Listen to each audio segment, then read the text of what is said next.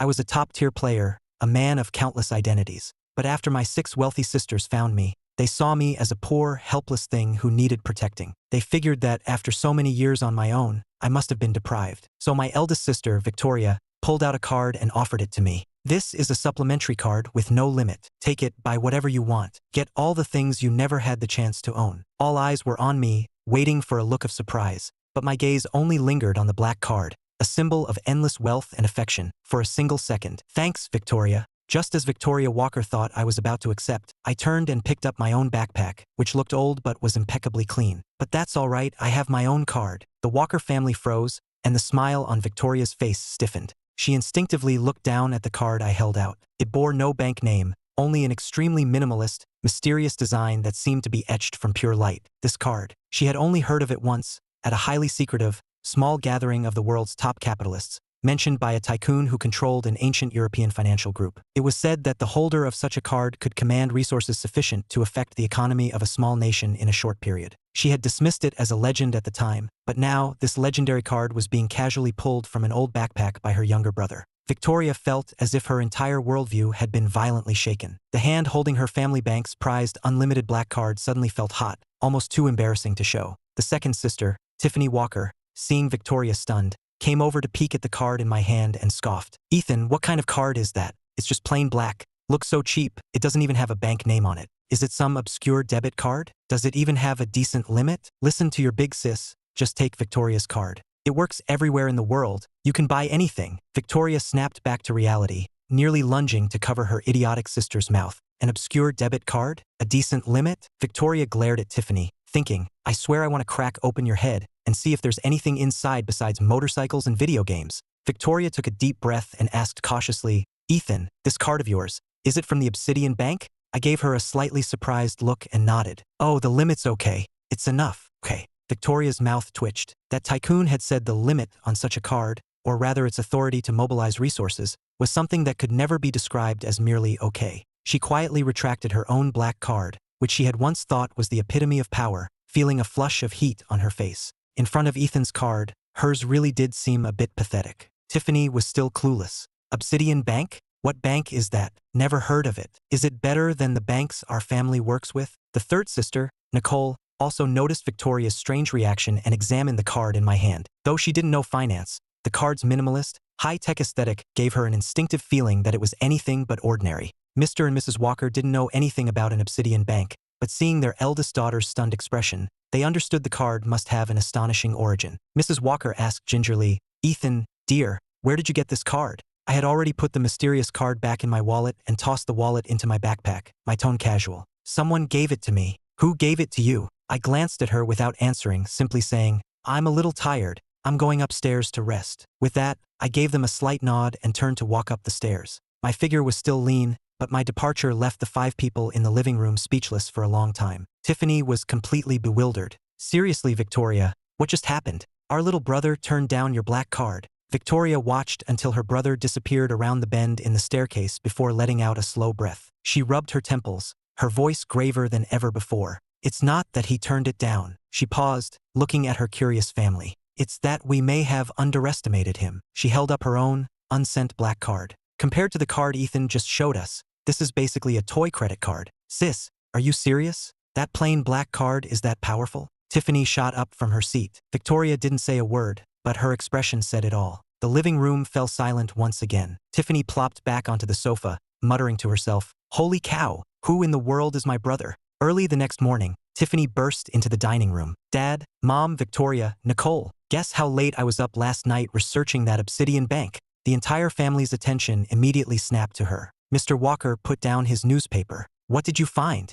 "Absolutely nothing." Tiffany slumped into a chair and chugged a glass of milk. "The internet is completely clean, not a single trace. I asked a few of my friends in finance, and none of them had ever heard of it." "Victoria, you're the amazing one for even recognizing it." Victoria ate her breakfast slowly, saying nothing. She hadn't slept well either, her mind filled with the image of that card and my calm face. Mrs. Walker worried aloud. "What on earth did Ethan go through during all those years he was away from us?" "Whatever he went through, he's our son," Mr. Walker stated firmly. "From now on, no one is to ask about the bank card again. We don't want to pressure him." Tiffany's energy dipped for a moment, then she bounced back. "It's fine. If he doesn't care about a black card, He'll care about something else. I'll take him for a ride today. Haha, my new motorcycle just arrived. All guys love bikes. Nicole landed a quiet jab. Tiffany, are you sure he'll be impressed by your bike? His card could probably buy a whole fleet of them. Tiffany was left speechless, glaring at her. Just then, I came downstairs. Mrs. Walker immediately greeted me with a warm smile. Ethan, you're awake. Come have breakfast. Tiffany instantly forgot the previous blow and rushed over. Hey, Ethan, how about I take you out today? I've got a new motorcycle. I can take you for a ride. I sat down and picked up a slice of toast. Thanks, Tiffany, but no thanks. I need to get something from my room. Get something? What is it? I can help. Just some old things. I can get them myself. Tiffany followed me upstairs, claiming she was showing me the way, but really she wanted to see if I was satisfied with the room they had so carefully prepared. Pushing open the lavish door again, Tiffany boasted, "So, what do you think, Ethan? This room is pretty great, right? We had it done to the highest standards." My eyes swept over the luxury goods, and I nodded before walking straight to an old suitcase in the corner. Tiffany looked a little disappointed but watched me with curiosity. I opened the suitcase and took out a dusty, unremarkable metal case from the very bottom. It was about the size of a laptop but slightly thicker. Tiffany was curious. "Ethan, what's that?" "Your prized collection." I didn't answer, just pressed a spot on the side of the case with my finger. A thin blue line of light suddenly appeared on the surface, quickly scanning my fingerprint and iris. Then the lid slid open silently. Tiffany leaned in for a look, and her eyes widened in shock. The contents of the case were beyond anything she could have imagined. It was compartmentalized, lined with deep black anti-shock velvet, and several items rested quietly in their own sections. There was a wristwatch with an incredibly complex dial, a subtle shimmer moving beneath its sapphire crystal face. She had only seen a similar style in a top-tier watch magazine's column on legendary collectibles, rumored to be the work of a reclusive master watchmaker. There was also a pen, a seemingly ordinary black fountain pen with smooth lines, but its cap was topped with a deep black diamond. For some reason, she felt the pen exuded a cold, high-tech aura, looking more advanced than the top-of-the-line equipment in her lab. This wasn't just old things. This was a portable, high-tech treasury. Tiffany's jaw dropped. She pointed at the watch, her voice stuttering. "Ethan, this watch." I casually picked up the watch and glanced at it. "Oh, an old man gave it to me, said to wear it for fun." "For fun?" Tiffany felt like her heart couldn't take it. She pointed a trembling finger at the pen. "And what about this?" I picked up the pen and spun it deftly between my fingers. "It's for writing. Sometimes it doubles as a temporary decryption device." Tiffany's brain completely shut down. She looked at the old things in my case, any one of which could have headlined an auction, then looked around at the room full of luxury goods they were so proud of. Suddenly, all those clothes and accessories seemed unbearably tacky. This room was not worthy of his old things. I took a small blue crystal storage card from the case, closed and locked it, and placed it back in the suitcase. When I turned around, I saw Tiffany still frozen in place, her expression blank. "Tiffany, what's wrong?" Tiffany snapped out of it. "And nothing. Ethan, that case of yours is really unique." She wanted to cry but had no tears. She finally understood how Victoria must have felt when she took back her black card yesterday. They thought their little brother was here to experience a life of luxury, but it turned out he was here to flex on them, and in a way they couldn't even comprehend. I just grunted in acknowledgement and walked out with the storage card. Tiffany followed behind me, completely dazed. In the dining room, the rest of the family was puzzled by her shell-shocked appearance. "What's wrong with Tiffany?" Tiffany collapsed into a chair, her eyes vacant. "Dad, Mom, I think what we prepared for Ethan is a little shabby. The stuff in one of his old boxes feels more valuable than everything our entire family got for him." Victoria's hand, holding a spoon, froze. Nicole's chopsticks hovered in mid-air. Mr. and Mrs. Walker looked at each other in confusion. Tiffany clutched her head in agony. "I think I'll just keep my new bike for myself." She felt her worldview shatter and reform once again when her brother's small metal case opened. This whole journey of doting on their long-lost brother was starting to feel more like they were the ones being completely outclassed by him. Breakfast ended with Tiffany in a state of perpetual shock. Mrs. Walker looked at me as I quietly drank my milk. "Ethan, about your schooling, your father and I have discussed it. St. Jude's Prep is the best private school in the city. We were thinking you could start as a junior. What do you think?" As soon as she said this, the whole family looked at me. Tiffany temporarily snapped out of her case shock. "Don't worry, Ethan. St. Jude's has connections with our family. I graduated from there. If anyone dares to bully you, I'll take care of them for you. And if you have any trouble with your studies, you can come to me," Victoria added. They all thought this was a perfectly natural arrangement and were prepared for me to be either nervous or resistant. I put down my milk glass, looked up at Mrs. Walker, my tone as calm as ever. "Thank you for the arrangement, but it's not necessary." Mrs. Walker was taken aback. "Ethan, are you worried you won't be able to keep up? It's okay, we can hire the best tutors." I shook my head and pulled a thin, folder-like electronic device from my seemingly bottomless canvas bag. After tapping the screen a few times, I turned it towards my family. I've already completed my foundational education. Here are some of the certifications. The Walkers instinctively leaned in to look. The screen displayed several different digital certificates and transcripts, all in English. Nicole had the sharpest eyes. She looked closer and gasped. MIT OpenCourseWare Advanced Certification, Stanford Online Young Scholars Program. And is that a gold medal from the International Physics Olympiad in the independent competitor category? With every title she read aloud, the room grew quieter. Victoria knew the weight of these achievements.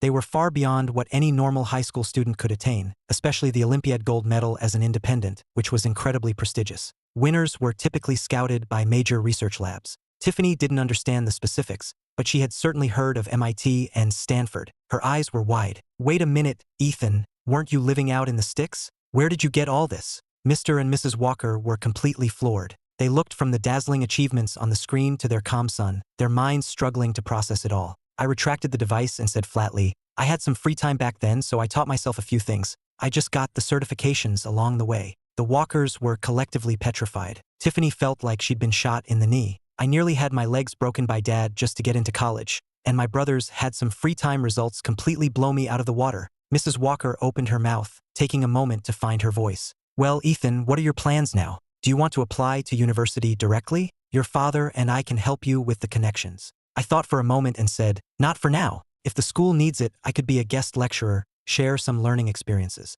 A lecturer? A guest lecturer at St. Jude's Prep? An image instantly flashed in Tiffany's mind of her slacker friends sitting in an auditorium, listening to my brother lecture on astrophysics or advanced quantum mechanics. The thought was too horrifying to contemplate. She was afraid they'd drop dead on the spot. So, Ethan, you don't need to go to high school anymore, right? No, I've already learned what I need to. Mr. Walker rubbed his temples. He had navigated the business world for decades and seen it all, but he had never seen anything like his own son. Since Ethan has already completed his studies, he won't be going to St. Jude's. As for the future, Ethan, you can do whatever you want. The family will support you. Their carefully prepared plans to dote on him had once again crumbled in the face of his absolute competence. News of the Walker family's long-lost son returning spread through the upper crust, and invitations began to pile up like snowflakes. Mrs. Walker carefully selected one, a charity gala hosted by the Lynch family, deciding it would be my official introduction to their social circle. Before we got out of the car, my parents tried to soothe me. Ethan, don't be nervous. Just stick with your mother. I gave a slight nod. Inside the banquet hall, glasses clinked as my parents and I made our entrance, immediately drawing the attention of the entire room. Many people came over to make small talk, their gazes a mixture of curiosity and scrutiny. I simply stood quietly by my parents' side, responding to greetings with brief, polite, but distant replies. A group of young men and women who had been surrounding the Lynch family's son, Brandon Lynch, glanced in my direction. Brandon sneered. He had a long-standing crush on Tiffany Walker and felt an instinctive dislike for me. The kid they dragged back from the sticks. He probably can't even read a French menu. He picked up a glass of wine and walked over. Mrs. Walker, this must be Ethan, right? He looks quite handsome, Brandon said with a smile, then turned his gaze to me, a subtle air of superiority in his eyes. Ethan, is this your first time at a party like this? Getting used to it? If there's anything you don't understand, feel free to ask me. Mrs. Walker frowned slightly, about to speak, but I had already looked up at Brandon. It's fine. Brandon was taken aback by my calm, emotionless gaze. Felt like punching a pillow. Unwilling to let it go, he deliberately spoke to a nearby waiter in accented French. A glass of champagne, please. Then he turned back to me. Ethan, what would you like to drink? Should I order for you in English? The surrounding area quieted down as many people realized Brandon was intentionally trying to embarrass me. Just then, a small commotion arose at the entrance. Several foreign guests in suits, their bearing clearly different from the local business magnates, walked in. Mr. Lynch hurried over to greet them. One of them, a white-haired gentleman, scanned the room as if searching for someone. When his eyes landed on me, they lit up. He walked straight towards me, completely ignoring Mr. Lynch and Brandon standing beside him. A surprised smile spread across the old gentleman's face as he approached me. Ethan, I never expected to run into you here. The entire hall fell silent. This gentleman was the representative of an ancient European financial conglomerate, a man of such esteemed status that even Mr. Lynch had to treat him with the utmost care. And he had just approached and addressed the newly returned Walker family son with such familiarity?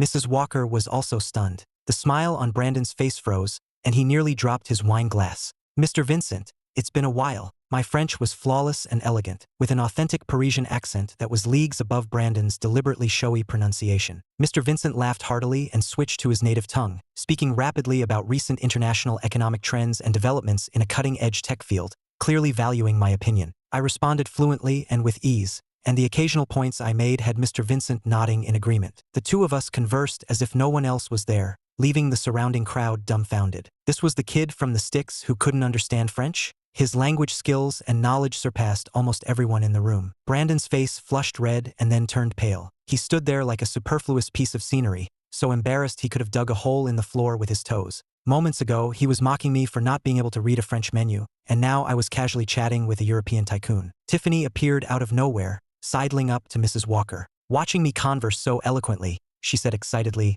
"Mom, look at my brother. Isn't he amazing?" Mrs. Walker watched her radiant son, feeling both proud and dazed. Mr. Vincent and I talked for several more minutes before his assistant reluctantly reminded him of his schedule. Before leaving, he handed me his personal business card. I accepted it calmly. Once Mr. Vincent left, the stares from the crowd grew even more intense. Brandon's face was ashen. He looked like he wanted the ground to swallow him whole. My gaze shifted to him, my expression still neutral, and I spoke in English. "Thank you, but I can order for myself." Brandon felt as if he had been slapped hard across the face, a burning sting of humiliation. Tiffany let out an unapologetic snort of laughter, which triggered a few suppressed chuckles from the crowd. Unable to bear it any longer, Brandon hurried away. I picked up a glass of juice and took a sip, as if nothing had happened. Tiffany came up to me, giving me a thumbs up. "Ethan, that was brilliant. From now on, I'm on your team." I glanced at her but said nothing. At this gala, with my absolute competence, I had turned everyone who was waiting to see me make a fool of myself into a joke. The Walker family's young son had made his debut in high society,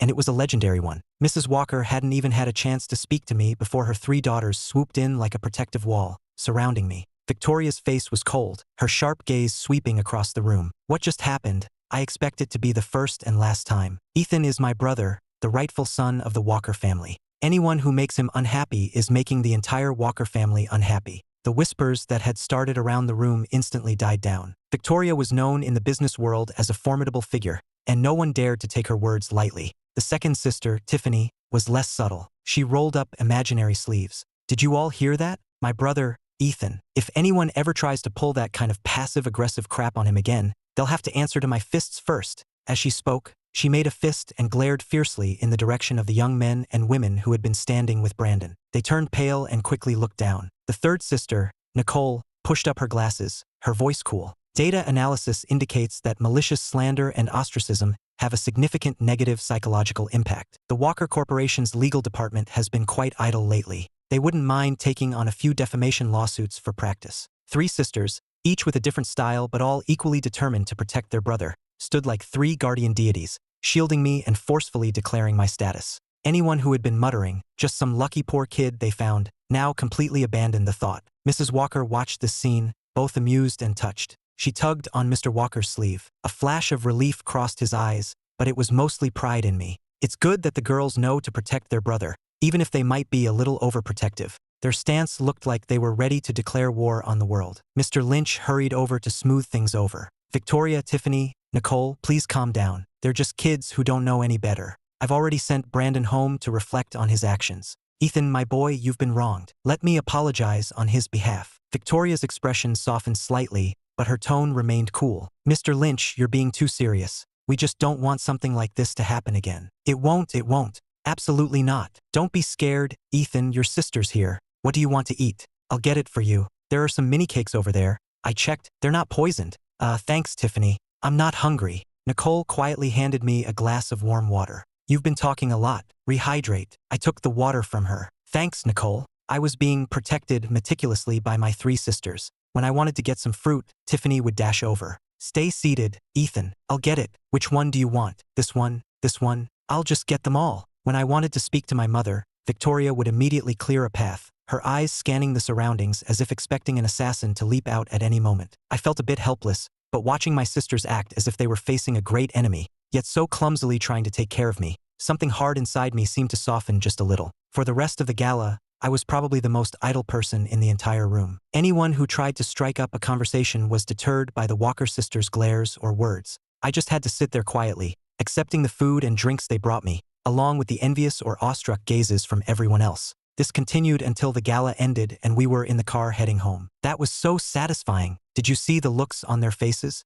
Haha, let's see who dares to look down on my brother now. Victoria rubbed her temples, finding her sister a bit loud but not stopping her. Nicole said to me earnestly, Ethan, if you ever encounter anyone or anything that makes you uncomfortable, tell us immediately. I watched the neon light stream past the car window and gave a soft Mr. Walker, who was driving, glanced in the rearview mirror at his son, tightly encircled by his 3 daughters, and couldn't help but smile. Alright, even if this method of doting was a bit excessive, it wasn't so bad. At least his son would never be bullied by anyone again. Meanwhile, I, the one being so heavily protected, was thinking to myself, next time there's a gala like this, I should find an excuse not to go. It's a bit noisy. The next morning, the Walker family's butler, Alfred, stood outside my door with a standard professional smile. Behind him, a maid held a tray with an exquisite breakfast. He knocked gently. Young master, are you awake? Your breakfast has been brought up. There was a slight noise from within, and the door opened. But it wasn't me who opened it. It was a young woman in her 20s with delicate features.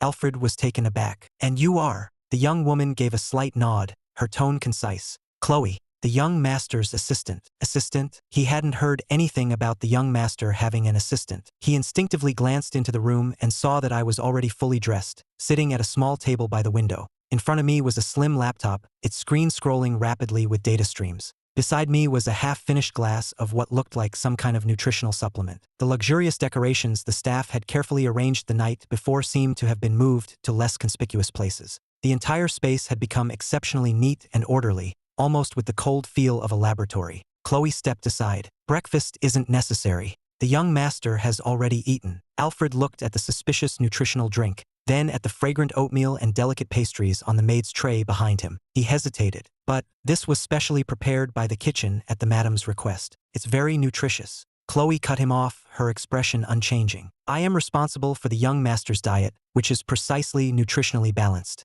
The sugar and calorie content of these items are excessive and do not meet health standards. The maid holding the tray flinched. Alfred thought to himself, in all my decades of service, this is the first time anyone has questioned the professional standards of the Walker family's chef. Just then, I finished my work, closed my laptop, and walked over. Alfred quickly put on a smile. Young master, about this breakfast. Listen to Chloe, I said succinctly. Alfred's smile froze on his face. Chloe was already efficiently handling the follow-up. Additionally, I will be responsible for the young master's laundry and room cleaning. Please inform the other staff that they are not to enter his room without permission. Is there anything else? And no, nothing, Alfred replied instinctively, leading the dazed maid away. In the hallway, the maid whispered, Alfred, that assistant, Chloe, she's so. It's not our place to discuss the family's affairs. He returned to the dining room and reported the morning's events to Mr. and Mrs. Walker, who were having breakfast. That is the situation, sir, madam. It seems the young master does not require the services of the household staff. An assistant?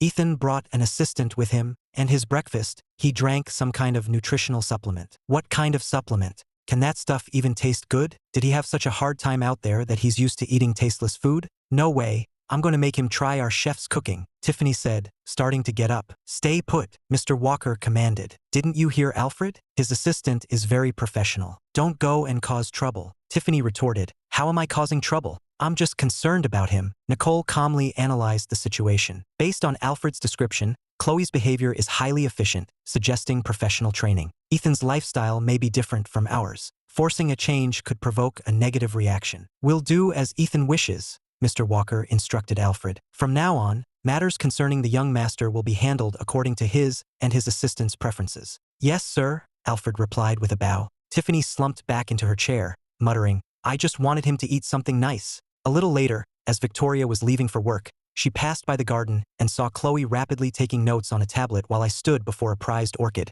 gently touching its leaves. Chloe reported, Sir, soil moisture is 0.7% above optimal. Light exposure needs to be increased by 15 minutes today. Additionally, minor pest activity has been detected on the underside of leaf 3. It has been marked. I recommend applying 0.05 milliliters of bioagent 3. I nodded. All right, take care of it. Victoria paused in her tracks, feeling as though her brother's life and theirs existed in completely different dimensions. She silently turned and left. At lunchtime, Chloe and I did not appear in the dining room. Alfred came to report. Miss Chloe borrowed the kitchen to prepare lunch for the young master. It has already been sent up. Mrs. Walker looked at the lavish spread on the table and sighed. That child, he's just too independent. Tiffany looked at the table full of food and suddenly lost her appetite. I kind of want to know what that precisely nutritionally balanced meal his assistant made tastes like. For the first time, the entire Walker household clearly realized that this young master not only didn't need their protection, he didn't seem to need their care in any aspect of his life.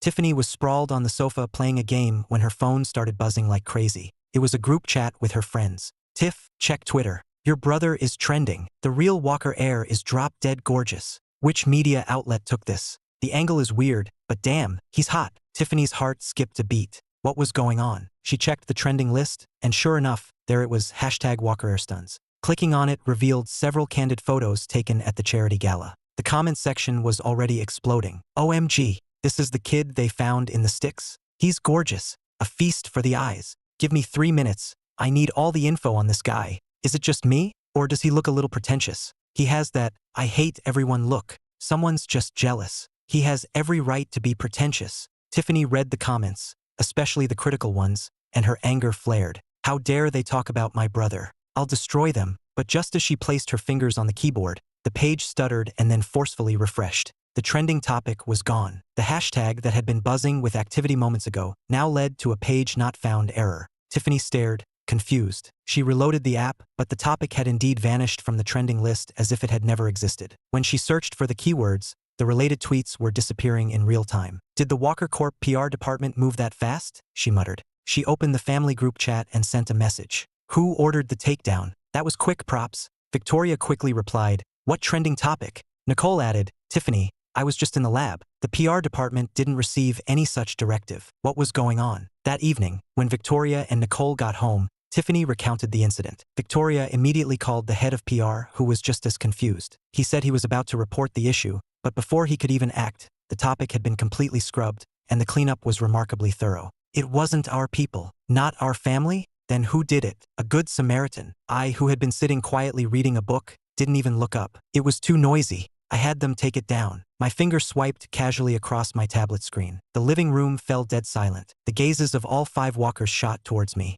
How did he take it down? He's just been sitting there reading a book this whole time. Tiffany's mouth was open wide enough to fit an egg. Ethan, how did you do that? I lifted my eyelids and gave her a look that seemed to say, was that supposed to be difficult? I sent a message, I said simply. Sent a message? Who do you message to make a Twitter trend vanish without a trace in an instant? Victoria thought of the Obsidian bank card, and her heart pounded. Could he have mobilized the resources behind that card just to remove a trivial, gossipy trending topic? Nicole's eyes sparkled with intense curiosity. She felt her study of her younger brother had just entered a new, fascinating phase. Mrs. and Mr. Walker exchanged a look, seeing the same shock and bewilderment in each other's eyes. Tiffany lunged onto the sofa next to me, her eyes shining brightly. Ethan, tell me the truth. Do you know the CEO of Twitter? Or are you some kind of secret, top-tier hacker? I closed my book, stood up, and avoided her overly intense gaze. My tone remained flat. I just know a few friends who do data cleanup. With that, I took my book and went upstairs. I left the Walker family petrified in the living room. What kind of friends who do data cleanup could casually sweep a Twitter trend away like trash? It's over. I feel like my brother didn't come here for a family reunion. He came to give us a reality check, Tiffany murmured. Victoria rubbed her throbbing temples and leaned back on the sofa. For the first time, she felt that managing a multi-billion-dollar corporation was far simpler than understanding her own brother's behavior. Mr. Walker was silent for a long moment before instructing Alfred. From now on, we don't need to worry about any online information regarding Ethan. He knows what he's doing. He finally understood. They wanted to protect their son, but their son was a walking nuclear-level defense system. This attempt to dote on him was proving to be both terrifying and comical. Meanwhile, the cause of it all, I returned to my room and gave Chloe a simple order. In the future, handle any similar, pointless information directly. Yes, sir. It was as if I had just swatted a fly. Late at night, Mr. Walker sat in his study, frowning at his computer screen. On it was an investigative report on my past 18 years, which was almost completely blank. Investigation met with unknown resistance, triggering high-level information firewalls multiple times. Recommend terminating further inquiry. Risk level, extremely high. Sigh. Mr. Walker rubbed his brow, feeling a wave of helplessness. It was absurd that even mobilizing the Walker family's core resources couldn't uncover anything. The events of the past few days had made it clear that his long-lost son was no ordinary person. There was a soft knock on the study door. Dad, still up? Victoria walked in, carrying a glass of warm milk. Still looking into Ethan's past? Can't find anything. It's like it's been deliberately erased. Sigh. Victoria placed the milk on the desk, her expression serious. Dad, I agree. There's more to Ethan than meets the eye. That card, I later discreetly asked a senior figure in our circle about it. He hinted it was a transcendent level pass, and that its holder wielded unimaginable power. Mr. Walker's heart skipped a beat. He had vaguely heard of this concept, which represented a hidden circle that truly controlled the world from beneath the surface of ordinary society. And his assistant, Chloe. Her posture and movements, it's highly likely she's from a top-tier security firm, or has an even more specialized background. The father and daughter fell into silence. So, the Walker family has brought back a... Victoria didn't know what word to use. Dad, I just never imagined that this is how he spent all those years he was away. No matter who he is our son. If he doesn't want to talk about it, we won't ask. If he needs a family, we will be his family. Tiffany, Nicole, and I feel the same way. It's just, it feels like there's nothing we can do to help him. Then we will stand behind him unconditionally when he needs us. If he wants to be an ordinary person, we will dote on him in an ordinary way. The next morning at breakfast, the Walkers all looked at me with a complex mixture of awe. I put down my utensils and looked at Mr. Walker. I'd like to go out today. Where to? Should I have the driver take you? No, let your sister go with you. Victoria immediately sat up straight. I shook my head. No need. Chloe will drive. All right, be safe. Come back early, Mr. Walker said, his words lacking any real authority.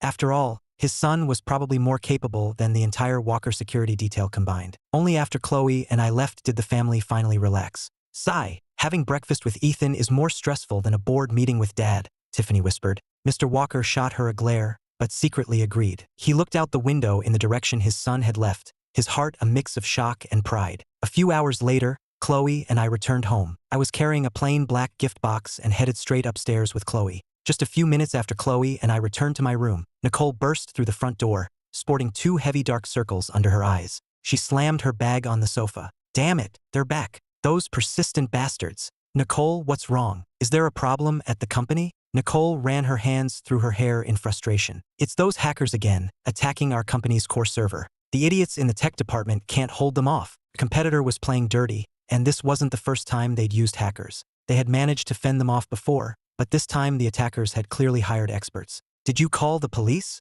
Yes, but it's useless. By the time the specialists get here, it'll be too late. If our data is leaked or destroyed this time, the company is finished. Victoria frowned. Do you need support from the corporate tech division? Nicole grabbed her laptop, her fingers flying across the trackpad, but the screen was a solid block of red, displaying a huge warning symbol and a countdown timer. It's too late. Their attack is too strong. It's over. It's really over this time. The atmosphere in the living room was tense. A cool voice cut through the air. Nicole, can I see? Everyone turned to the sound and saw me standing at the top of the stairs, quietly watching them. Nicole was startled, then gave a wry smile. Ethan, it's nothing. I can handle it. I walked over, my eyes fixed on the blood-red warning on the screen. This virus looks familiar. The entire family looked shocked. Ignoring their astonishment, I held out my hand to Nicole. Let me borrow your laptop. As if possessed, Nicole handed it over. The moment she did, she regretted it. What could Ethan possibly know about this? This was just messing around. I took the laptop, sat on the sofa, and placed it on my lap. I put my fingers on the keyboard but didn't move immediately. Instead, I turned to Nicole and asked, is there a backup admin key? X7 Alpha 9 Delta. Nicole recited a string of characters automatically. X7A9D2, that's the backup key. I nodded, and my fingers began to move. My movements weren't fast. My fingertips tapped the keyboard with a crisp, regular rhythm. On the screen, the terrifying red warnings and jumbled code began to recede at a visible rate as I entered a seemingly random line of commands. At first, Nicole watched with her heart in her throat, afraid one wrong move would cause a total system collapse. But as she watched, her jaw slowly dropped. This wasn't C++, nor was it Python. The structure was so unconventional. Where on earth did this coding style come from? In less than 3 minutes, the system interface returned to normal. I quickly typed a few more lines of code, and a complex network topology appeared on the screen, with a blinking red dot frantically trying to escape. Located, I said, then entered one last command and hit enter. The red dot on the screen exploded into a patch of gray. Their main server should be offline for a while. I closed the laptop and handed it back to the completely petrified Nicole. Nicole took the laptop with stiff, trembling hands. The living room was deathly quiet. She frantically checked the system logs and then called her head of tech. The manager's voice on the phone was ecstatic and strained. Ms. Walker, the virus just vanished. Yes, the data is completely intact. and we traced the attack source. It looks like they blew themselves up. Their entire node is down." Nicole hung up the phone and stared at her brother, who looked as calm as if he had just poured her a glass of water. Her mind was buzzing. "Ethan, you?" Her tongue felt tied, unable to form a complete sentence. My tone was matter of fact. "I was bored once. Read a few books on programming." Read a few books on programming. She felt like her decade of computer science studies had been a complete waste. Tiffany leaped up and grabbed my arm. "Ethan, you're my brother. No, you're my god. I love you." I frowned slightly and discreetly pulled my arm away. "That's not necessary." Mr. and Mrs. Walker and Victoria watched this scene, unsure of what expression to make. When did he learn to do that? As I walked upstairs, Nicole watched my back and murmured, "I think the Walker family might have just produced someone who is going to change the world." Victoria thought to herself, "I think that's a very real possibility." Meanwhile, the one who was going to change the world returned to his room and gave Chloe a calm order. "That virus variant from just now, send me the code. It's a little interesting." "Yes, sir." Nicole paced the living room, clutching the laptop as if it had been blessed, muttering, "It makes no sense. The structure of that decryption code completely defies existing frameworks." "Victoria, did you see that? My brother, 3 minutes. Just 3 minutes." Victoria, getting dizzy from her pacing, replied wearily, "I saw." Nicole turned to Tiffany, her voice filled with excitement. "That was Scorpion. They're a top-ranked international hacking group. Our company's best tech team worked for 3 days and nights and got nowhere. Ethan did it in 3 minutes and took out their home base as a bonus. How is that just reading a few books on programming?" Mr. Walker held his teacup, his hand trembling slightly. He tried to maintain a fatherly composure. "Ethan probably just has a special talent for this sort of thing." "A special talent? This is a whole different league. It's a complete curb stomp." "Dad, you just don't get it," Nicole exclaimed. Mrs. Walker looked upstairs worriedly. "Do you think Ethan is tired? He used his brain so much just now." "Nicole, now you see how amazing our brother is, right? I told you not to challenge his profession with your hobby," Tiffany said smugly. "You're right, Tiffany. I was being narrow-minded," Nicole admitted. The way she looked at her brother now was filled with the pure adoration of a tech geek for a supreme master. "Haha, my brother is just full of hidden talents." Just then, I came downstairs, looking like I was about to head out. "I'm going out for a bit." "Oh, Ethan, you're going out? Do you need a ride? Or do you need anything? The latest top-of-the-line computer? A server? I can get you a dozen." Nicole was unusually enthusiastic. I paused, taken aback by her sudden fervor, then shook my head. "No need. I'm just going out to buy something." "Oh, buying something? What are you buying?" "I'll go with you," Nicole insisted. "Let your sister go with him," Mrs. Walker quickly chimed in. The whole family was now ready to treat me like a king. I looked at Nicole's eager face, paused for 2 seconds, and reiterated, "I just happened to learn a little about computers in the past." The whole family thought, "A little? You call that a little?" Nicole's mouth twitched as she struggled to maintain a smile. "Ethan, you're too modest. If that was a little, then the rest of us are computer illiterate." I didn't seem to understand their excitement and said calmly that organization's defense architecture had 3 obvious vulnerabilities. It wasn't difficult to exploit them. Obvious? Not difficult. Our tech department worked themselves bald and couldn't find them. "Ethan, could you elaborate a little?" "A buffer overflow on port 8080, combined with a doubly linked list to bypass the stack protection, and then..." Nicole quickly pulled out her phone to take notes. As she listened, her eyes grew brighter and brighter. "Brilliant. Absolutely brilliant. So it can be done like that. Why didn't I think of that?" By the time she finished her notes and looked up, Chloe and I were already out the door. Nicole clutched her phone and said excitedly to her family, "Did you hear that?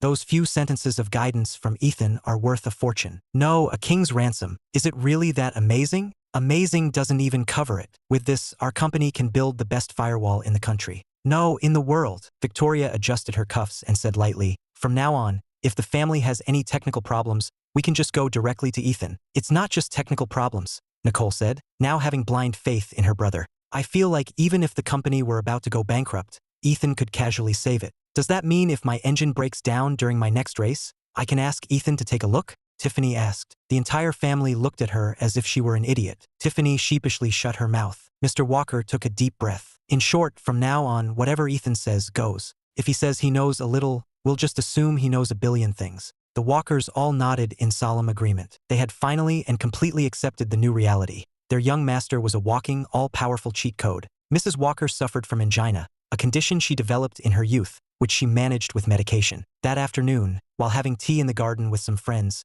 she suddenly turned pale, clutched her chest, and collapsed, gasping for breath. "Madam, quick! Her medicine! Hello, Dr. Evans? Get to the Walker estate now." Mrs. Walker is having an attack. Mr. Walker and his 3 daughters rushed home from their offices and schools upon hearing the news. Honey, don't be scared. The doctor is on his way. Just hang in there. Mom, the medicine? Did you take it? I just took it, but it doesn't seem to be helping this time. Mrs. Walker shook her head weakly. The family physician, Dr. Evans, arrived in a hurry. Mr. Walker, this attack is very severe. The usual medication isn't working. We need to get her to the hospital immediately. Then what are we waiting for? Get the car ready, Victoria commanded sharply. To the nearest hospital. I came downstairs and saw my mother groaning in pain on the sofa, my brow furrowing slightly. I walked quickly over, pushing through the crowd. Ethan, this is much more serious than you think. Don't do anything reckless, Dr. Evans urged. Tiffany instinctively tried to stop me, but I ignored her. I knelt down and pressed my fingers precisely on a pressure point on Mrs. Walker's inner wrist. Let her go, Dr. Evans exclaimed. Without looking back, I produced a small metal case from somewhere, opened it, and revealed several needles as fine as hairs. My fingers deftly picked one up and steadily inserted it into another pressure point on the side of Mrs. Walker's neck. This is madness, Dr. Evans shouted angrily. You can't just perform acupuncture like that. Just then, Mrs. Walker's rapid breathing began to visibly slow down. Though still weak, her pain had clearly subsided significantly. Everyone was stunned. I put away the needle, took out a small notepad and pen from the case, and scribbled down a list of herbs and dosages. I tore off the sheet and handed it to the dumbfounded Dr. Evans. Get these herbs according to this prescription. Boil 3 cups of water down to 1. Immediately, my tone left no room for argument. Dr. Evans instinctively took the paper, his eyes widening in disbelief. The lost, tranquil heart decoction. How do you know? I'll go right now. Dr. Evans clutched the prescription like a sacred text and rushed out, shouting as he ran, Quick! To the apothecary downtown. No, I'll go myself. The living room once again fell into a strange silence, with everyone staring at me. Mrs. Walker took my hand, tears streaming down her face. Ethan, you know how to do this? I learned a little from an old traditional healer a long time ago. Tiffany's mouth hung open, and she couldn't close it. She felt her understanding of the phrase learned a little was completely collapsing. Nicole was frantically typing notes, her eyes gleaming. Subject has mastered a lost form of traditional healing. Victoria looked at my calm profile and realized for the first time, with absolute clarity, that her brother possessed abilities and experiences far beyond their imagination. Mr. Walker looked at his wife's visibly improved complexion, a trace of fear still lingering in his heart. Thank God Ethan was home. Mrs. Walker held my hand tightly. Ethan, your mother, am I going to be okay? Yes, take the medicine on time and it won't be a major issue, I said casually, as if I had just brushed some dust off her shoulder. Soon, Dr. Evans returned with the brewed medicine and personally helped Mrs. Walker drink it. Her complexion visibly returned to a healthy pink, and she was even able to sit up on her own. A miracle! It's a true miracle! Dr. Evans asked excitedly, Young Master Walker, this prescription, this acupuncture technique, where did you study? I had already stood up and packed away my metal case. I simply replied, An old man from the countryside. With that, I turned and went upstairs, leaving the Walker family and Dr. Evans behind, their minds reeling. Tiffany watched my retreating back and said, At this point, if Ethan told me he knew God personally, I'd believe him. Mr. Walker took a deep breath and instructed Alfred. From now on, regarding Madam's health, Ethan's opinion takes precedence. Yes, sir. He finally understood. His son was a walking encyclopedia and a master physician. After drinking the medicine, Mrs. Walker fell into a deep sleep, her face rosy and her breathing steady. Dr. Evans stood by, holding a copy of the prescription as if it were a priceless treasure, muttering, The synergy, the exquisite combination, the bold yet precise dosages, it's definitely a lost ancient formula. Young Master Walker is a genius. Mr. Walker told his daughters to go about their business while he sat by his wife's bedside, his mind still in turmoil. He couldn't stop replaying the image of his son's swift needle and calm demeanor. When he went to the living room, he found that none of his 3 daughters had left. They were all sitting on the sofa, their expressions a mix of emotions. Dad, did you see that? Ethan just did a couple of quick things, and Mom was fine. Nicole's eyes were bright. She had already done a preliminary comparative analysis of her mother's heart rate and blood pressure data before and after my intervention. The effect is unbelievably significant. That prescription, I checked the databases. The name, Tranquil Heart Decoction, only appears in a few scattered ancient texts. Victoria, the calmest of them, also had a look of shock in her eyes. Dr. Evans said that even if we had rushed her to the hospital and used the most advanced equipment and technology, the results might not have been as good or as fast as Ethan's. The 4 of them looked at each other and fell silent once again. I have to go ask him what's going on. How many more surprises does he have that we don't know about? Tiffany said, running up the stairs. My door was slightly ajar. I was sitting at my desk, seemingly processing some data on my computer, with Chloe standing quietly beside me. Tiffany knocked on the door and forced what she thought was her most charming smile. "Ethan, busy? Haha, that prescription for Mom, and that acupuncture thing you did, that was really amazing. Who did you learn that from?" Mr. Walker, Victoria, and Nicole also came in, their faces full of curiosity. My gaze swept over them, and I replied matter-of-factly, "It's a folk remedy I learned from an old traditional healer in the countryside." Tiffany's mouth twitched. What kind of countryside produces such geniuses? Maybe I should go take a class there sometime. I didn't respond, clearly having no intention of revealing the old healer's location. Victoria tried a different approach. "Ethan, what else have you studied, besides computers?" "I've learned a little bit of everything." "Ethan, when you say a little, what level are we talking about? Like what you did today?" I seemed to consider this seriously, then pointed to a crooked tree in the garden outside. "Probably, a little more than the gardener who prunes that tree." They followed my finger and saw Mr. Michaels, the world-renowned botanist and master gardener Mr. Walker, had hired from abroad for a hefty sum, meticulously pruning a valuable bonsai tree. Mr. Michaels was said to be a titan in his field.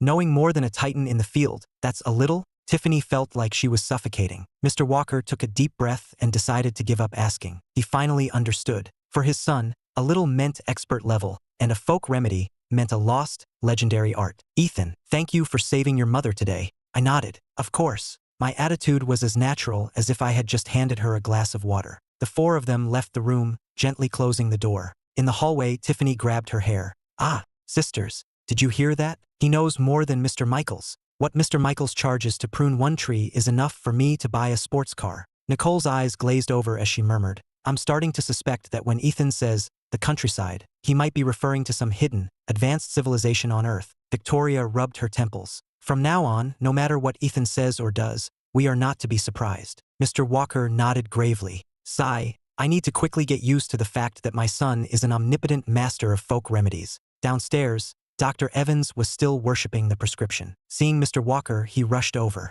"Mr. Walker, where is the young master? I want to become his apprentice." No, just letting me observe and learn from the side would be enough." "Dr. Evans, calm down. It was just a folk remedy." Dr. Evans thought, a folk remedy? What kind of folk remedy can practically bring someone back from the dead? The Walker family once again profoundly understood that there was a massive cognitive gap between them and me. At the base of Mulholland Drive, the crowd was roaring. Tonight's Canyon Road Race had drawn countless spectators. The entire Walker family was there. Tiffany, as a competitor, was eager to show off her skills, especially in front of her recently returned brother, Ethan, to regain some of her big sister cred. We sat in the spectator area by the side of the road, a massive screen in front of us broadcasting the race in real time. On the screen, Tiffany's custom pink sports car was unmistakable. She expertly navigated the winding mountain road, the roar of her engine blasting through the speakers, drawing cheers from the crowd. "Tiffany's skills are solid. She's got this," Nicole said with confidence in her sister. But Mrs. Walker clutched her clothes, her face full of worry.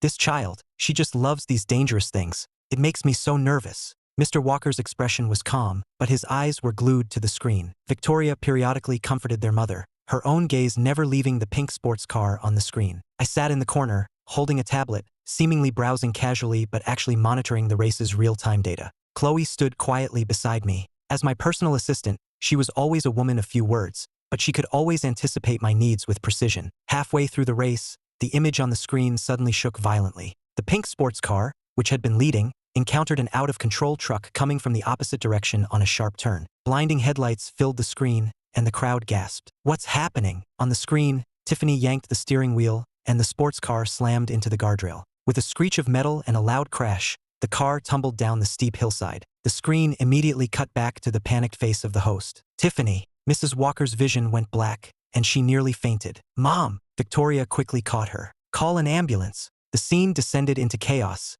and the Walker family was frantic. Nicole immediately pulled out her laptop to try and locate Tiffany's phone, but the signal in the canyon was weak. The screen showed only a fuzzy signal radius, making it impossible to pinpoint her exact location. "What do? We can't find her exact location. How will the rescue team find her?" Mrs. Walker was sobbing uncontrollably. Mr. Walker's face was grim as he repeatedly tried to call the rescue line, but he couldn't get through. Just then, I looked up. Latitude 34.105 degrees north, longitude 118.358 degrees west. Send this to the rescue team. "Ethan, how can you be so precise?" I caught the last signal from her phone before it disappeared. "I calculated the position based on the terrain and the trajectory of the fall," I said calmly. my fingers still flying across the tablet. Victoria didn't have time to ask questions and immediately relayed the coordinates to the rescue team. But a short while later, an anxious voice came over the radio. The terrain is too steep. It will take us another 40 minutes to reach that location. We don't have that kind of time. 40 minutes? Tiffany might not make it. Mr. Walker paced anxiously. Sir, let me go. I have professional training. I can do it. Chloe, usually so quiet, volunteered, catching everyone by surprise. I looked at her, my brow furrowing slightly. It was the first time since coming to the Walker family that I had shown any obvious emotion. It's too dangerous. I knew Chloe was skilled, but the night was dark, the slope was steep, and the risk was extremely high. My voice held a subtle note of concern that surprised the Walkers. I was usually so calm and detached, never showing such open emotion. Sir, Miss Tiffany is in critical condition. We can't wait any longer, Chloe said urgently, her eyes firm and determined. I was silent for a moment before finally nodding. All right, I'll guide you in real time. Be safe. I quickly sent the optimal route to her phone, my fingertips feeling slightly cold. Thank you, Chloe said, turning immediately. I'll be careful. Using the cover of darkness, she began to nimbly descend the slope. I stood frozen, my gaze locked on the direction she had gone. Ethan has never been this nervous about anyone before, Victoria observed, looking thoughtfully at my tense profile. The minutes ticked by, each second in agony. The crowd of spectators had dispersed, leaving only the anxious Walker family. Mrs. Walker prayed ceaselessly, Mr. Walker paced back and forth, and Nicole stared intently at Chloe's GPS signal on her phone. After more than half an hour, Chloe's voice finally came over the radio. Miss Tiffany is conscious. I'm bringing her up now. Another 10 minutes passed before two figures finally appeared at the bottom of the slope. Chloe was supporting Tiffany, her steps unsteady, but she was still protecting her firmly. Tiffany's face was pale, blood trickled from her forehead, and her left arm hung at an unnatural angle, clearly injured. Tiffany! Mrs. Walker rushed forward and hugged her daughter, crying tears of joy. The rescue team arrived at the same time and immediately began examining Tiffany's injuries. Their initial assessment was a broken left arm, multiple soft tissue contusions, and a mild concussion. They placed her on a stretcher and carried her to the ambulance. I hurried to Chloe's side and immediately noticed a large, dark stain spreading on her pants. I reached out and steadied her as she swayed. Chloe managed a weak smile. Sir, I'm fine. Don't worry. Before she could finish, her vision went black and she collapsed. I moved quickly, catching her in my arms. I lifted her pant leg and saw a long, deep gash on her thigh, still bleeding profusely. Quick, get her to the ambulance, I shouted, holding Chloe, my voice filled with a desperate urgency I had never shown before. In the hospital's emergency room, after providing initial treatment, the doctor came out with a grave expression. Doctor, how are they? Miss Tiffany's injuries are not life-threatening, but Miss Chloe has lost a lot of blood. The hospital is critically low on type A, and we need a non-relative donor. Low on blood? How can you be low on blood? This is an emergency. Is there any non-relative with type A blood? Mrs. Walker, Victoria, and Nicole all said they were type A. The doctor said, we'll draw your blood for a quick test. A few minutes later, the results were handed to the doctor. He glanced at them, his tone surprised. That's strange. All of you are related to Miss Chloe by blood. According to regulations, direct relatives cannot donate to each other due to the risk of rejection. Just then, I spoke up. I'm Rh negative. You can draw my blood for the emergency. My words were like a thunderclap, silencing the emergency room. Ethan, what did you say? You're Rh negative? Our entire family is type A. How could you be? Victoria's words trailed off, but everyone understood the implication. Mrs. Walker remembered something, her face turning pale. When you were born, there was a mix-up at the hospital. Our rival company interfered, and the babies were switched. We always thought it was a boy. We never thought twice. But I never imagined. I calmly produced a file. The surveillance records and staff transfer lists from that year are all here. Our rivals, in their attempt to strike at the Walker family, took me before even confirming the gender. Later, to cover their tracks, they even swapped the DNA samples for the test, which is why the report showed a familial match. The real Walker child is Chloe. They arranged for her to be my assistant, intending for her to live her life in a subordinate role. This revelation left everyone with a storm of emotions.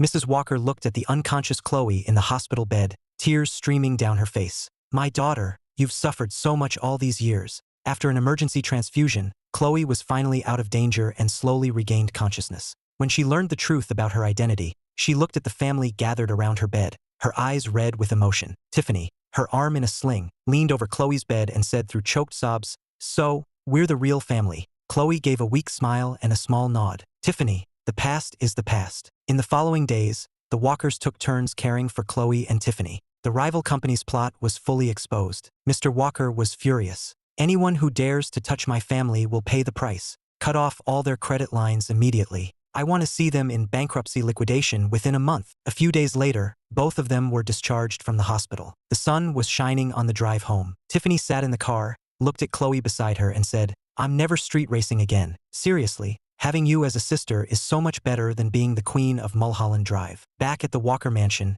everything returned to its usual warmth, but with a new kind of liveliness. Chloe officially integrated into the family as a Walker daughter. I was still the same calm Ethan, but when I looked at my family, there was a new warmth in my eyes. Mrs. Walker prepared a lavish feast to celebrate the safe return of her two daughters and the reunion of their family. At the dinner table, Tiffany, as lively as ever, peppered Chloe with questions. Victoria and Nicole also doted on their long-lost sister. A few months later, in the garden of the Walker mansion, the gardenias were in full bloom, their sweet fragrance filling the air. I sat on a stone bench, watching Chloe help Mrs. Walker prune the flowers in the distance. Dressed in a simple dress, the way her fingertips gently touched the petals was like a tranquil painting. "Ethan, have a cold drink. It's freshly squeezed watermelon juice." Victoria walked over with 2 glasses and handed one to me. Her movements were gentle, her eyes holding a perfect measure of concern. Ever since that night on Mulholland Drive, after I provided the precise coordinates and then gave Chloe an emergency blood transfusion at the hospital, her attitude towards me had changed. It was no longer the indulgence of an older sister for a younger brother,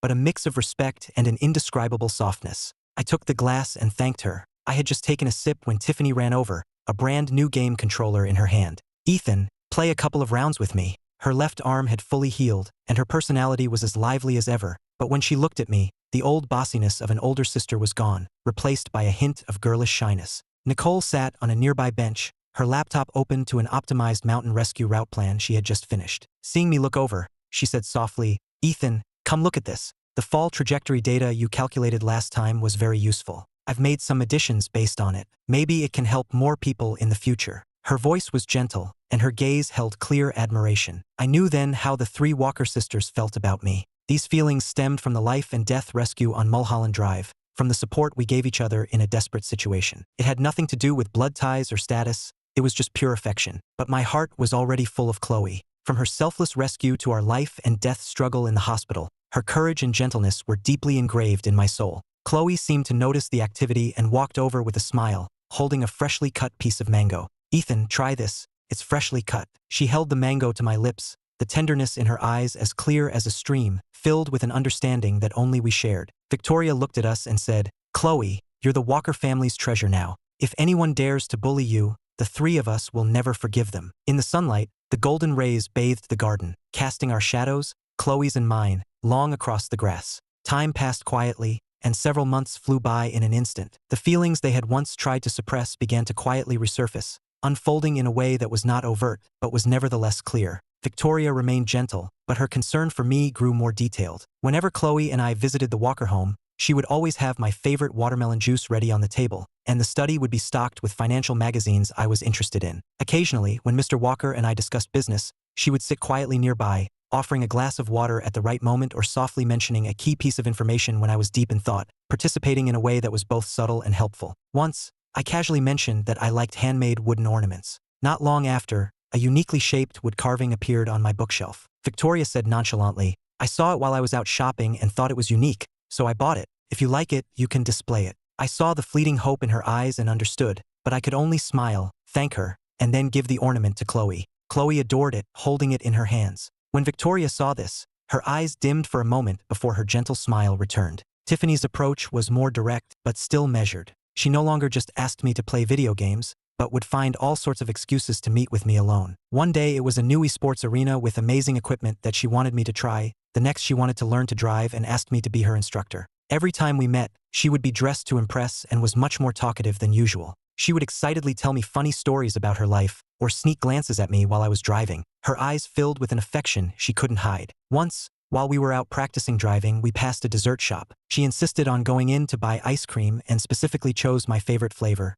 chocolate. When she handed it to me, her fingertips were slightly warm. "The ice cream here is amazing. You have to try it." I took the ice cream, saw the blush on her cheeks, and could only pretend not to notice. I smiled and started talking about driving techniques, deliberately avoiding the feelings in her eyes. Nicole remained quiet and reserved, her feelings hidden in her professionalism and attention to detail. Ever since the mountain rescue route optimization, she would often seek me out to discuss work. She would send me the latest route data, highlighting the parts that needed my help with calculations. Sometimes, she would even come to a coffee shop near my office, and we would work through the logic on her laptop together. Her gaze was focused, and she was clear and articulate when discussing professional matters. But in the occasional pauses, when her eyes rested on me, there was an almost imperceptible softness. One evening, we talked late, and a light rain began to fall. She took an umbrella from her bag and handed it to me. "The rain isn't heavy, but you shouldn't get wet." I noticed the umbrella had a matte finish handle, my favorite kind, which she had clearly prepared specifically.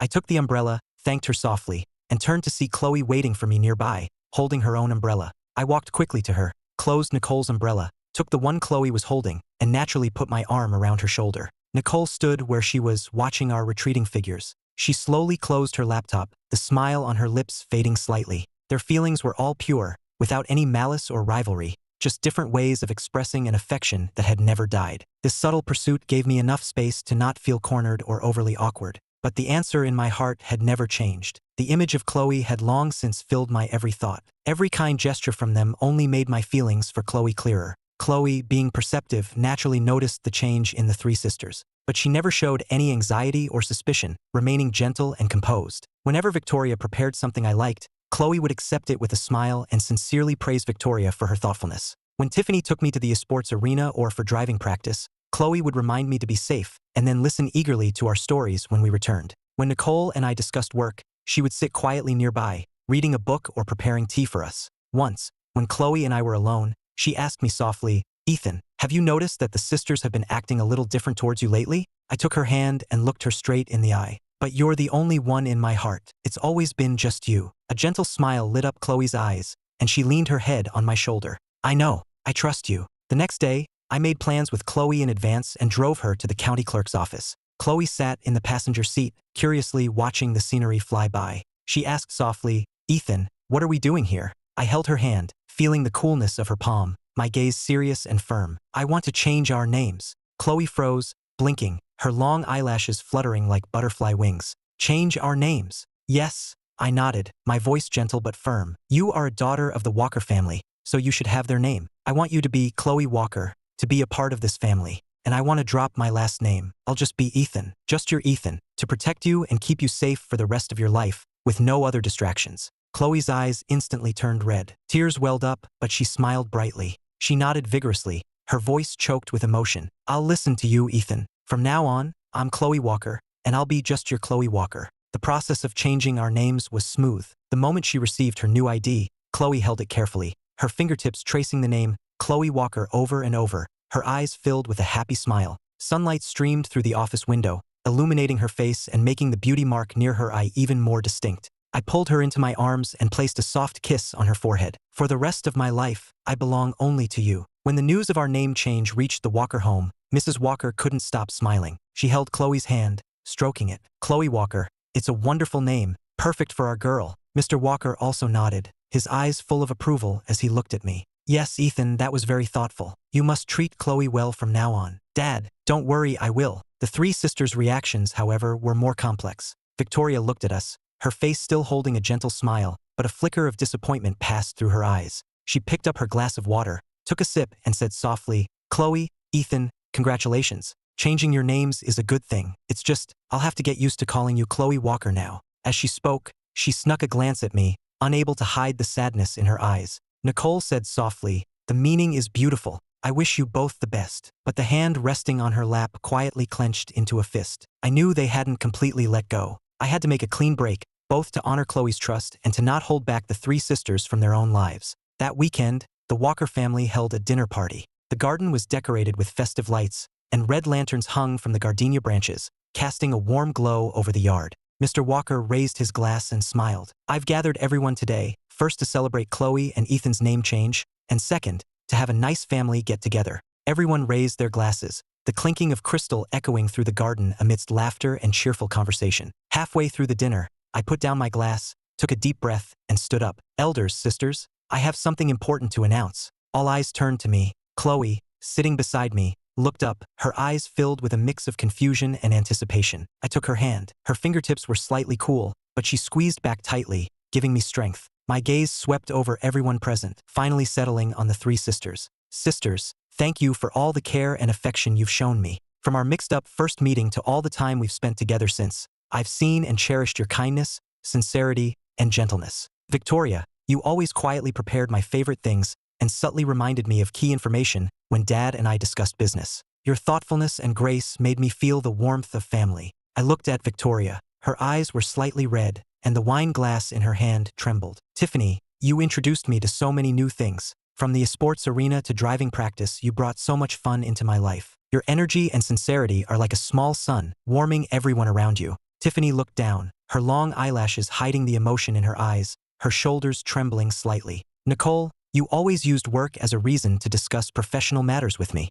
I deeply admire your focus and your gentle nature. Nicole raised a hand to her hair, trying to hide the moisture in her eyes. I am incredibly grateful to all of you. My voice was gentle but firm. In my heart, you will always be Chloe's dear sisters, and you will always be my sisters. I will cherish this family bond forever, and I will take good care of Chloe. After saying this, I no longer hesitated. I took a velvet box from my pocket, knelt on one knee, and opened it. Inside was a simple, elegant diamond ring, its stone shimmering with a soft yet steady light. I had this ring custom made, with our initials engraved on the inside, symbolizing our inseparable bond. I looked up at Chloe, my eyes full of love. Chloe, after all these years together, I thought my feelings for you were just a habit born of long companionship. But when you were injured, I finally understood my heart. I know I don't have any fancy words, only a heart that wants to spend the rest of my life with you. Will you marry me? Chloe was completely stunned, tears instantly streaming down her face. She nodded vigorously, her voice choked with emotion. I will. I stood up, gently placed the ring on her finger,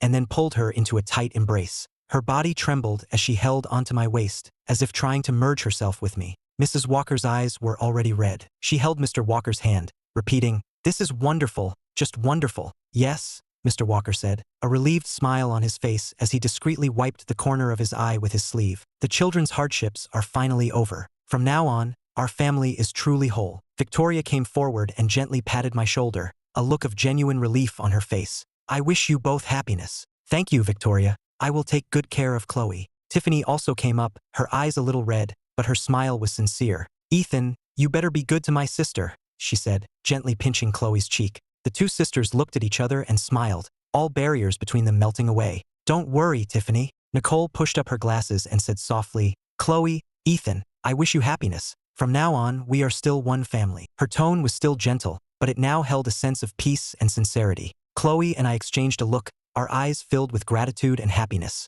I knew that the three sisters had truly let go, and their blessing was pure and precious. In the following days, we began to plan our wedding. Chloe said she had always dreamed of a lawn wedding, under the sun, surrounded by the scent of flowers, receiving the blessings of friends and family. "Okay," I immediately agreed. "Whatever you want, I will do my best to make it happen." The wedding was set for the following spring, at a private estate in the countryside. The estate's lawn was perfectly manicured, like a green velvet carpet. It was surrounded by all kinds of flowers. Cherry blossoms, roses, and tulips bloomed in a riot of color and fragrance. We even planted a patch of gardenias along the edge of the lawn, a nod to the Walker family garden and a symbol of our pure and lasting love. During the wedding preparations, the three sisters volunteered to help. Victoria, with her meticulous attention to detail, took charge of the wedding schedule and guest reception, considering every single detail. She personally selected the party favors, customizing them to each guest's preferences, and even rearranged the seating chart countless times to ensure everyone had a comfortable experience. She also contacted the best florist to make sure the flowers on the wedding day would be fresh, full, and fragrant. Tiffany,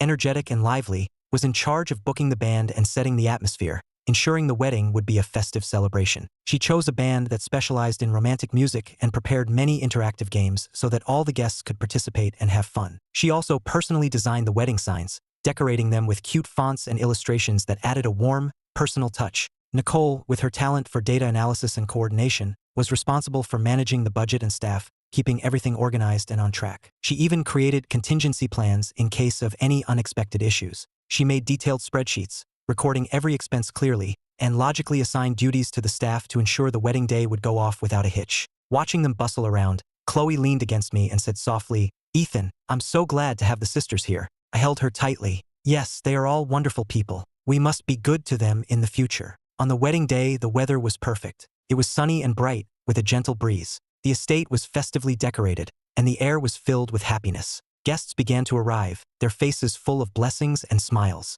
Mr. and Mrs. Walker, dressed in formal attire, warmly greeted each guest, the joy in their eyes impossible to hide. Chloe, in a pristine white wedding gown, her veil cascading down to frame her elegant neckline, held a bouquet of gardenias and white roses as she walked slowly towards me, escorted by her father. The train of her dress was long, trailing across the lawn like a blooming snow lotus. Her face was adorned with delicate makeup, her eyes gentle, her lips curved in a shy, happy smile, and her gaze was fixed only on me. The red carpet on the lawn was strewn with pink flower petals, and the band played a soft, romantic wedding march. The sunlight fell on her, seeming to cloak her in a holy glow. My heart began to race, my eyes locked on her, unable to look away. From our first encounter on Mulholland Drive to this moment, scenes flashed through my mind. Her courage, her gentleness, her trust, all were deeply imprinted on my heart. I stood in a sharp black suit, holding a bouquet of sunflowers, her favorite flower, a symbol of sunshine and warmth. Mr. Walker placed Chloe's hand in mine. "Ethan, Chloe is our family's long-lost treasure. I'm entrusting her to you. You must take good care of her and love her for the rest of your life." I held Chloe's hand tightly, my voice firm. "I will, Dad. I will spend my life protecting her, cherishing her, and loving her, and I will never leave her side." Mr. Walker nodded in satisfaction and returned to his seat next to Mrs. Walker. The couple exchanged a smile, full of contentment. The wedding ceremony began. The officiant stood before us and asked gently, "Ethan, do you take Chloe Walker to be your wife, to have and to hold, in good times and in bad, for richer or for poorer, in sickness and in health, for the rest of your life?" "I do." My voice was clear and firm, my eyes locked on Chloe's, which were filled with my deep love for her. I knew these two words were not just a promise, but a vow for my entire life. "Chloe Walker, do you take Ethan to be your husband, to have and to hold, for richer or for poorer, in sickness and in health, to love and to cherish, for the rest of your life?" Chloe looked at me, her eyes filled with tears, but she smiled with pure happiness. "I do." Those simple words carried the weight of a lifelong commitment to each other.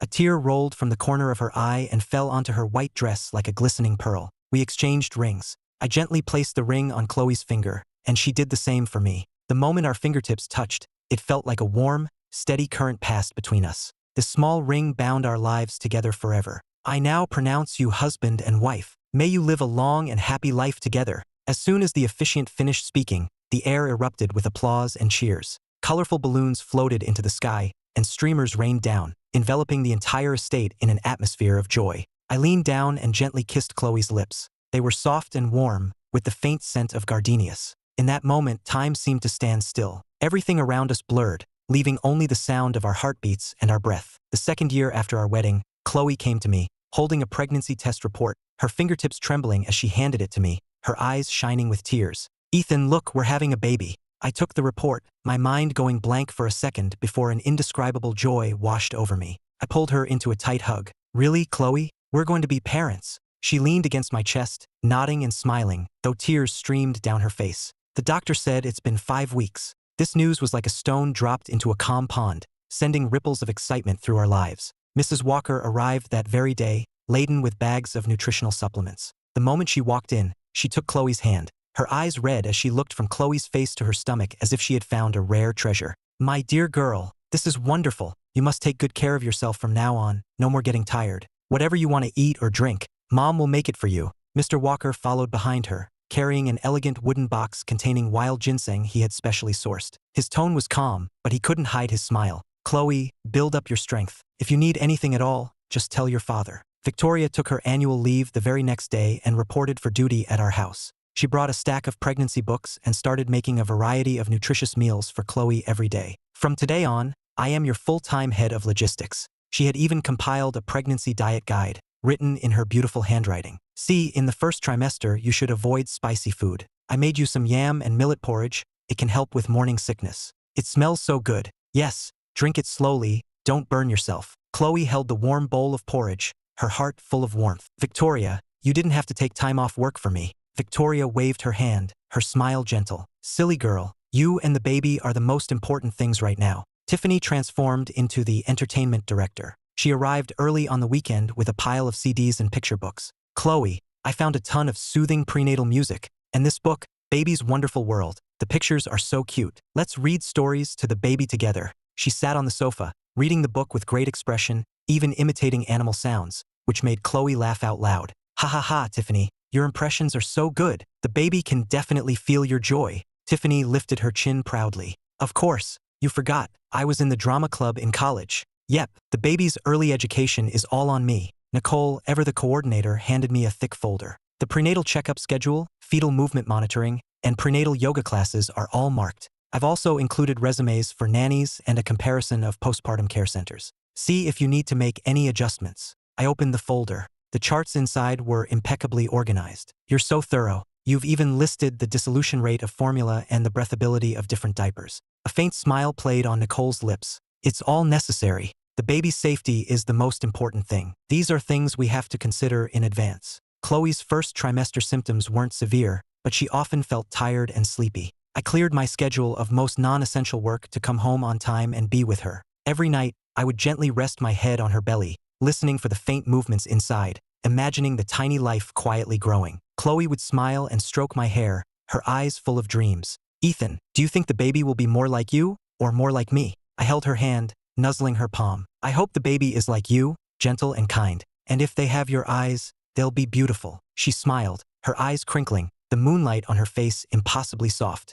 Well, I hope the baby is like you, brave and responsible, so they can protect themselves in the future. As the weeks went by, Chloe's belly grew larger, and moving became more difficult. At night, she often had trouble sleeping due to back pain, so I would stay up with her, massaging her back and helping her find a comfortable position. Sigh, Ethan, you don't have to stay up with me. You have work tomorrow. I shook my head and continued to gently massage her back. It's fine. How can I sleep when you're uncomfortable? Besides, being able to be here with you and the baby makes me happy. Sometimes, she would crave wontons from an old, all-night diner, and I would throw on a coat and run out to get them. Coming back with the warm soup and watching her eat with satisfaction felt sweeter than eating it myself. Is it good? If it's not enough, I can go get more. Chloe nodded, her eyes full of dependence. It's delicious. The ones you buy always taste the best. I knew the road ahead was long, and there might be storms, but as long as I had them, this loving family, by my side, I had the courage to face anything. This happiness, woven from love, would be like the gardenias in the yard, fragrant year after year,